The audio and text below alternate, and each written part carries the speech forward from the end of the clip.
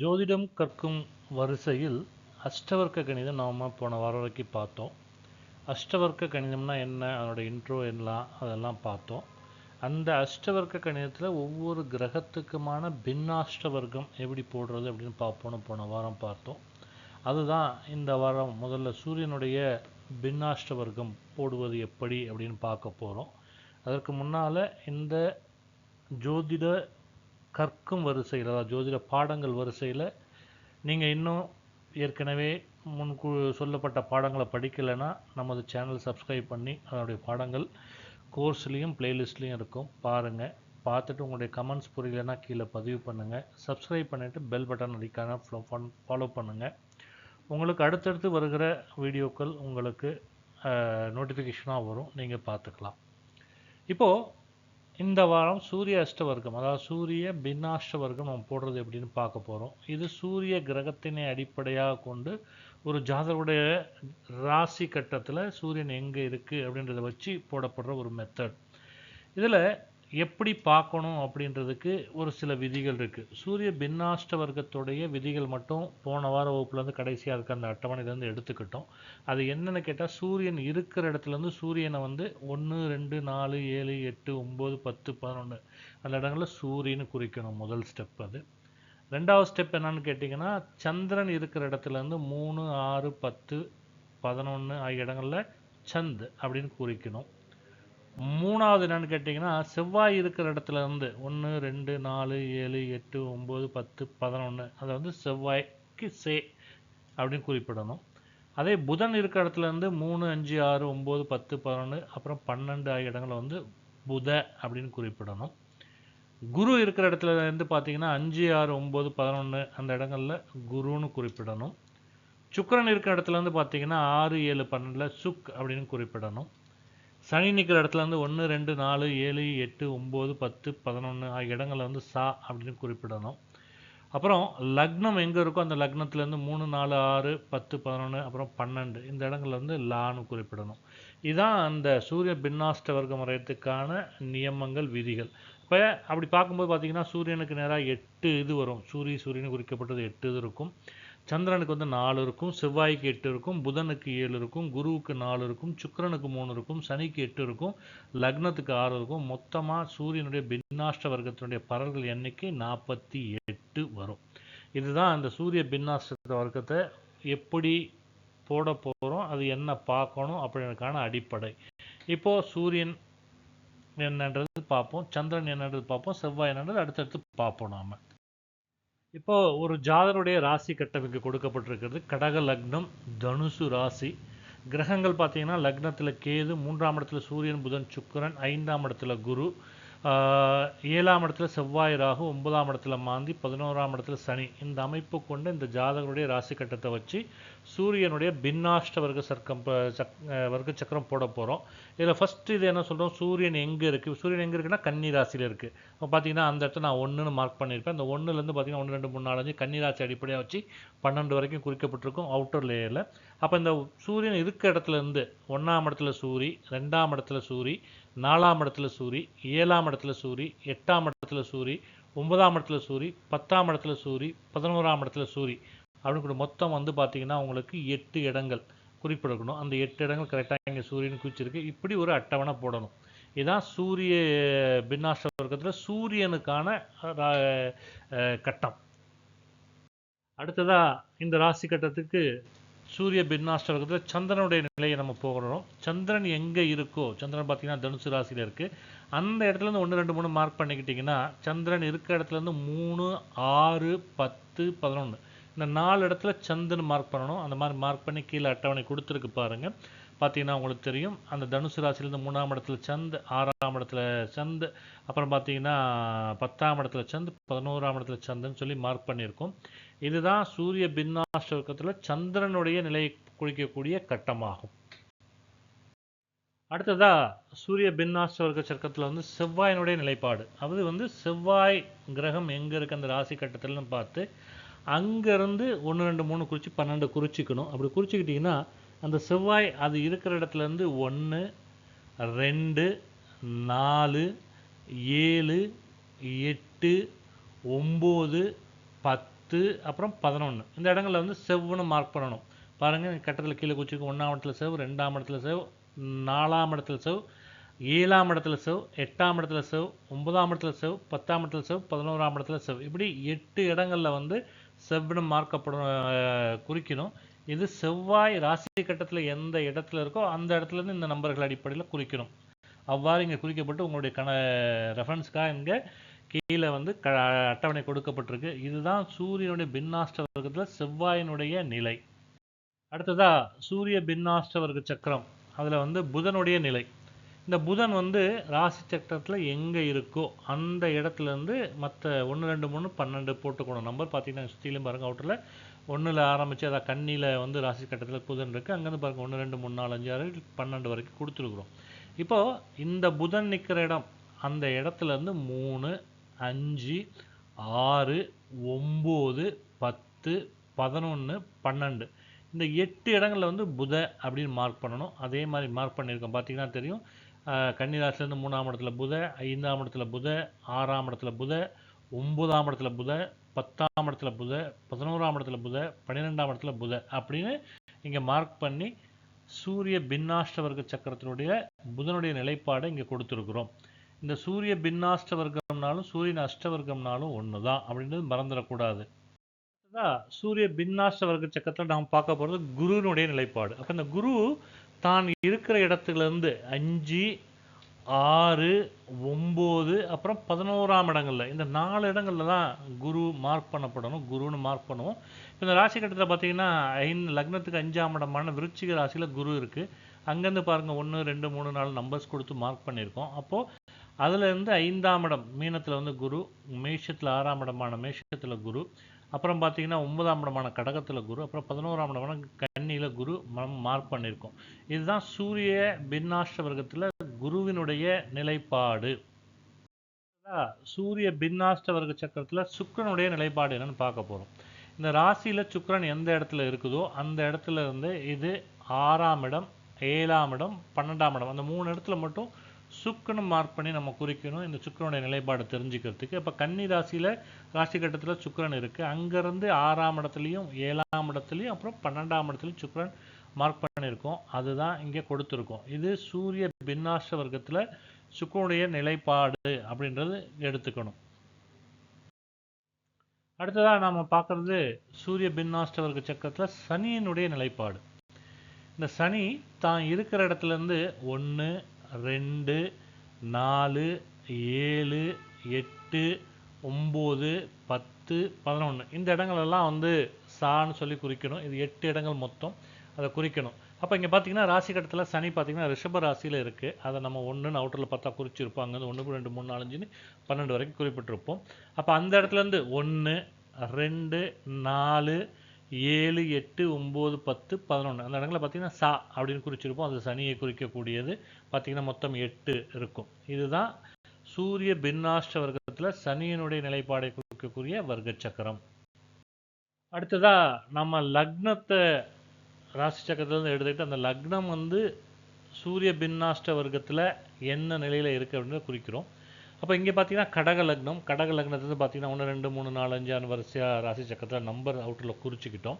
அப்போ லக்னம் இருக்க இடத்துலேருந்து 3 4 6 10 11 12 இந்த இடங்கள் வந்து லான்னு மார்க் பண்ணணும். மொத்தம் பார்த்தீங்கன்னா 6 இடங்கள், மொத்தம் 6 உடையது. அப்போது 3ஆம் இடம் கடக லக்னத்துக்கு 3ஆம் இடம் கன்னியில் பார்த்தீங்கன்னா லா, 4ல் லா, அப்புறம் பார்த்தீங்கன்னா 6ஆம் இடத்துல லா, 10ஆம் இடத்துல லா, 11ஆம் இடத்துல லா, 12ஆம் இடத்துல லா அப்படின்னு லக்னம் இருக்கிற இடத்துலேருந்து இந்த இடங்களில் லா நம்ம குறிச்சிருக்கோம். இதுதான் சூரிய பின்னாஷ்ட வர்க்கத்தில் லக்னத்தின் நிலையை குறிக்கக்கூடிய சக்கரமாகும்.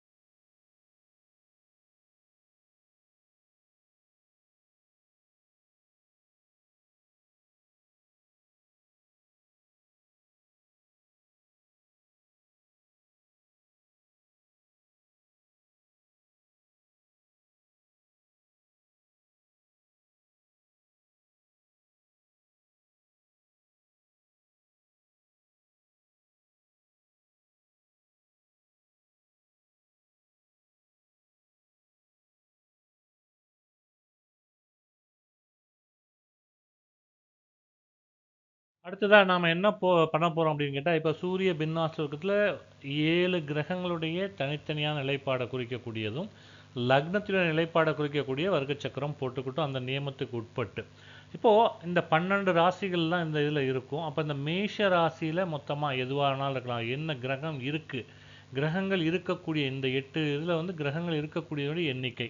அப்படி கூட்டி நம்ம போடுறோம். மேஷத்துல அப்ப 4 இருக்கு, ரிஷபத்துல 5 இருக்கு, மிதுனத்துல 4 இருக்கு, கடகத்துல 4 இருக்கு, சிம்மத்துல 4 இருக்கு, கன்னி ராசியில 5 இருக்குது, விருச்சிகத்துல பார்த்தீங்கன்னா 3 இருக்குது, தனுசுல பார்த்தீங்கன்னா 3 இருக்குது, மகரத்துல பார்த்தீங்கன்னா 3 இருக்கு, கும்ப ராசியில 5 இருக்குது, மீன ராசியில 4 இருக்குது. ஆக மொத்தம் கூட்டிங்கன்னா 48.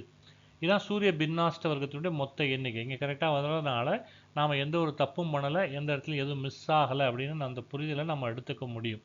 ஒருவேளை இந்த டோட்டல் தவறாக வந்தால் நம்ம எங்கேயோ இடையில நியமத்துக்கு அப்பாற்பட்டோ அல்லது நமக்கு தெரியாமல் ஏதோ தவறுகள் செஞ்சுருக்கோம். அந்த தவறு என்னன்னு தேடி கண்டுபிடிச்சி சரி பண்ண வேண்டியது கட்டாயமாகும். இதான் சூரிய பின்னாஷ்ட வர்க்கத்தினுடைய பரல்கள். அப்போ இதில் சூரியன் அடிப்படையாக வச்சு பின்னாஷ்ட வர்க்க பரல்கள் போட்டிருக்கு. மொத்தம் வந்து 48 வரணும். ஒவ்வொரு ராசியிலும் சூரியனுடைய பரல்கள் என்ன அப்படின்றது இங்கே கொடுத்துருக்குறோம்.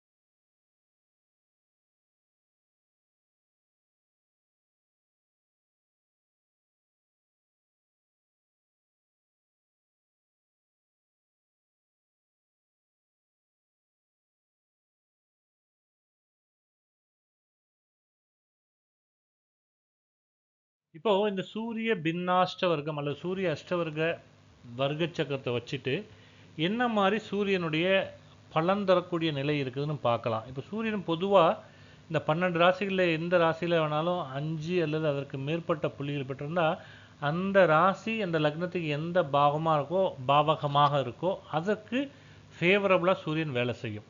அப்போது இங்கே பார்த்தீங்கன்னா கன்னியில் 5 புள்ளிகள், அதுக்கப்புறம் பார்த்தீங்கன்னா கும்பத்தில் 5 புள்ளிகள், அப்புறம் ரிஷபத்தில் 5 புள்ளிகள் இருக்குது. இந்த இடங்கள்லாம் வந்து பார்த்தீங்கன்னா சூரியன் எந்த ஒரு நிலையிலும் கெடுதல் தராது, அங்கே நல்லதை செய்யும். அரசு வழியில் நன்மைகள் கிடைக்க வாய்ப்பு இருக்குது, கௌரவம் மற்றும் அதிகார பதவிகள் கிடைக்க வாய்ப்பு இருக்குது, அதுக்கான முயற்சிகளுக்கும் வழிவகுக்கும். அப்புறம் பார்த்தீங்கன்னா இந்த 5 புள்ளி ஒரு கிரகம் ஒரு ராசியில் கிடைக்குதுன்னா நார்மலாக அது வந்து ராசி கட்டத்தில் அந்த கிரகம் எப்படி இருக்குது அப்படின்னு நிலையை தாண்டி இந்த பரல்கள் அந்த கிரகம் செயல்பாட்டு முறையில் எப்படி இருக்குது, வலிமையாக இருக்கா பலகீனமாக இருக்கா அப்படின்னா இப்போ நான் 5 புள்ளிகள் பெற்றிருப்பது ஃபங்க்ஷனல் வைஸ் நல்ல ஸ்ட்ரென்த்தான ஒரு நிலையை குறிக்கும், அதாவது ஸ்ட்ராங் நிலையை குறிக்கக்கூடியது. இதுவே அந்த சூரியன் எந்த நட்சத்திர சாரத்தில் உட்காந்துருக்கார் ராசி கட்டத்தில் அந்த அடிப்படையில் பார்க்கும் பொழுது அவர் என்ன மாதிரி வேலைகள் செய்யக்கூடிய வாய்ப்பையும் கொடுப்பார் அப்படின்னு இங்கே புரிஞ்சுக்கணும். ஏன்னா இங்கே இந்த ராசியை பொறுத்த வரைக்கும் அவர் தன அதிபதியாகவும் இருக்கார் 2ஆம் இடத்துக்கு. அப்போது அந்த 2ஆம் பாவக அதிபதியாக இருக்கிறதுனால அது சார்ந்த வரவுகள் வரக்கூடிய வேலைகளை இது குறிக்கக்கூடியதாகும். அப்போ பொதுவாக கைகளால் செய்யக்கூடிய வேலை, அதாவது கையை யூஸ் பண்ணி பண்ணக்கூடிய எந்த வேலையும் அது வந்து சிறப்பாக வரும். அப்படி பார்த்தா அது என்ன எழுத்தாக இருக்கலாம், கணக்குகள் போடுற வேலைகளாக இருக்கலாம், அல்லது கணக்கு வரவு செலவு பார்க்கக்கூடிய வேலைகளாக இருக்கலாம், கைரேகை பார்க்குற வேலையாக இருக்கலாம், இல்லை கணிதம் சார்ந்த ஜோதிடம். இப்போ ஜோதிடம் போட்டால் கணக்கு போடுறாங்களே அந்த கணிதம் சார்ந்த ஜோதிடங்கள் முறையாக இருக்கலாம். இது எல்லாத்துலேயுமே இவங்க 2 பேருக்கு இந்த ஜாதகரை பொறுத்த வரைக்கும் இயல்பான திறமை இருக்கும். அது சார்ந்த பலன்கள், அதனோட சார்ந்த பலிதங்கள் இது கூடுதலாக இருக்கும். அப்புறம் இவர் 2ஆம் இடத்து அதிபதியாக இருந்து 3ஆம் இடத்துல போய் 5 புள்ளிகளோடு உட்கார்ந்துருக்கார் அப்படின்னா ஜாதகர் சுய முயற்சி மூலமாக தனலாபத்தை தேடக்கூடியவராக இருப்பார். வேறு யார் மூலையும் அவருக்கு தனலாபம் வராது, அவர் சுய முயற்சி மூலமாக தேடக்கூடியதாக இருப்பார். அது இந்த 2ஆம் இடம் வாக்குஸ்தானத்தையும் குறிக்கிறதுனால ஜாதகர் வந்து ஒருவித அதிகார துணி, ஆனால் அதே நேரத்தில் தெளிவான இன்ஸ்ட்ரக்ஷன் கொடுக்கக்கூடிய ஒரு தோரணையும், அதே நேரத்தில் பேச்சில் ஒரு மென்மை இருந்துக்கிட்டே இருக்கும். எவ்வளோ கடுமையாக இருந்தாலும் அந்த ஒரு மென்மை இலையோடும் ப்ளஸ் அந்த பேச்சு அடுத்தவங்களை ஈர்க்கிற மாதிரி இருக்கும். அந்த திறன் கொண்டவராக ஜாதகர் இருப்பார். இதுதான் இந்த சூரிய பின்னாஷ்ட வர்க்கத்தை வச்சு நாம் அந்த கிரகம், அதாவது இங்கே சூரியன்றது இந்த கிரகம், அந்த கிரகம் வந்து என்ன மாதிரியான வலிமை பெற்றிருக்கு, அது என்ன மாதிரியான பலன்கள் தரக்கூடிய நிலையில் இருக்குது அப்படின்றது பின்னாஷ்ட வர்க்கத்தை பொறுத்து வச்சு சொல்லலாம். சமுதாய அஷ்ட வர்க்கத்தை வச்சு மொத்தமாக ஜாதகர் சொன்னாலும் இந்த ஒரு கிரக அடிப்படையில் கிரக ரீதியில் இண்டிவிஜுவலாக சொல்லக்கூடியது பின்னாஷ்ட வர்க்கம். சூரிய பின்னாஷ்ட வர்க்கம் மூலமாக சூரியன் பாதகமான அம்சங்கள் என்னத்தை கொடுக்கும் அப்படின்றத பார்ப்போம். கோச்சார சூரியன் எப்பெல்லாம் விருச்சிக ராசி, தனுசு ராசி, மகர ராசி வழியாக போகுதோ அந்த காலங்கள், அதாவது கார்த்திகை, மார்கழி, தை மாத காலங்கள் கொஞ்சம் ஜாக்கிரதையாக இருக்கணும். உடல்நலக்குறைவு ஏற்படலாம், அல்லது தேவையான அலைச்சல் ஏற்படலாம், சில நேரத்தில் ஃபினான்ஷியல் ட்ரபிள்ஸ் ஏற்படலாம். இதெல்லாம் அது இண்டிகேட் பண்ணும். அப்போ 2ஆம் இடத்து அதிபதினால கண்டிப்பாக ஃபினான்ஷியல் ட்ரபிளும் ஏற்பட வாய்ப்புகள் உண்டு. அடுத்தது பார்த்திங்கன்னா 8ஆம் இடத்துல வந்து சூரியன் வந்து 5 புள்ளிகள் பெற்றிருப்பது, அதாவது லக்னத்துக்கு 8ஆம் இடம், அது வந்து மிகப்பெரிய பலமாக பார்க்கப்படுது. ஆனால் இது மறைவு ஸ்தானமாக இருக்கிறதுனால என்ன பண்ணும், திறமைகளை வெளிப்படுத்துறதோட நேரடியாக ஆராய்ச்சி திறனை இன்க்ளூட் பண்ணும். அதாவது இன்டைரக்ட் அப்ரோச்சஸ் எல்லாமே நல்லாயிருக்கும். அப்போ ரிசர்ச் பேக்லேருந்து ஒர்க் பண்ணுறது இதெல்லாம் வந்து பண்ணும். அதே நேரத்தில் 5, 6, 7 3 புள்ளி தான் இருக்கிறது தற்காலிக தடைகளை ஏற்படுத்தும். அதாவது 5ஆம் பாவகம், 6ஆம் பாவம், 7ஆம் பாவம் குறிப்பிடக்கூடிய காரகத்துவங்களில் தற்காலிக தடைகள் அதிகமாக இருக்கக்கூடிய வாய்ப்பு உண்டு. அடுத்து சூரியன் 10ஆம் வீட்டுக்கு வந்து 6, 8 இருக்குது. அப்போ என்ன பண்ணணும், சஷ்டாஷ்டகமாக இருக்குது, 6, 8 இருக்குது. அதனால் வந்து பெரிய அளவில் இருக்காது. ஆனால் அந்த இடத்துல வந்து 3ஆம் இடத்துலேருந்து 5 புள்ளிகளை பெற்று சஷ்டாஷ்டகமாக இருக்கிறதுனால பெரும்பாலும் அனுகூலமாகவே இருக்கும். அந்த தோஷம் சஷ்டாஷ்டக தோஷம் நீங்கி அவர் ஒரு தனித்துவமான அணுகுமுறை ஏற்பட்டு தொழிலில் அவர் வந்து மேன்மை அடையிறதுக்கான வாய்ப்புகள் அதிகம் உண்டு. அமாவாசை பௌர்ணமி காலங்களில் வந்து ஜாதகர் ஒரு முடிவு எடுக்கிறதுல கொஞ்சம் தடுமாற்றங்கள் இருக்கும். அந்த டைமில் முக்கியமான முடிவுகள் எடுக்கிறது தவிர்க்கிறது ரொம்ப நல்லது. இதுக்கு இவ்வளோ சாதக பாதக அம்சங்கள் சொன்னீங்க, இதுக்கு ஏதாவது பரிகாரம் இருக்கான்னா நிச்சயமாக பரிகாரம் உண்டு. அந்த பரிகாரம் என்னென்னு கேட்டிங்கன்னா, காலையில் சூரியனை பார்த்து ஆதித்ய ஹிருதயம் சொல்கிறது அல்லது சூரிய நமஸ்காரம் செய்கிறது, இது எல்லாமே அவருடைய பர்சனாலிட்டியை இன்க்ரீஸ் பண்ணும். இது டெய்லி செய்கிறது மிக நல்ல ஒரு பலனை தரும். இப்போது இந்த வாரம் நாம் சூரிய பின்னாஷ்ட வர்க்கம் எப்படி அமைக்கிறது, எப்படி அதனுடைய பலன்களை உருவாக்குறது அப்படின்ற விஷயங்களை பார்த்தோம். அப்படி வரும்பொழுது அந்த கிரகம் எந்த மாதிரி சாதக பாதக அம்சங்களை தனித்து அந்த கிரக அடிப்படையில் என்ன கொடுக்கும் அப்படின்றதையும் பார்த்தோம். வர வாரம் வந்து இப்படியே ஒவ்வொரு கிரகங்களுக்கும் பார்த்து கடைசியில் சமுதாய அஷ்டாங்க வர்க்கத்தினுடைய பலாபலன்களையும் நம்ம பார்ப்போம்.